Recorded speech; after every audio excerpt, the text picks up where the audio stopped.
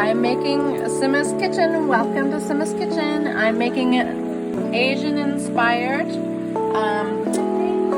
Bokjoy. Okay, welcome to Sima's Kitchen. I'm making an Asian inspired meal with bokjoy, mushrooms, and lots of spices. I put some orange, I squeeze orange in it, and I also put some other spices into it. I will get that spice and some onions into it. Let me show you which spices I have.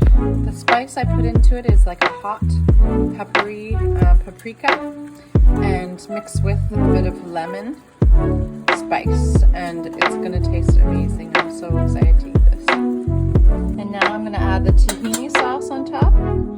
Tahini is a sesame. It's really good for you. So excited to eat this.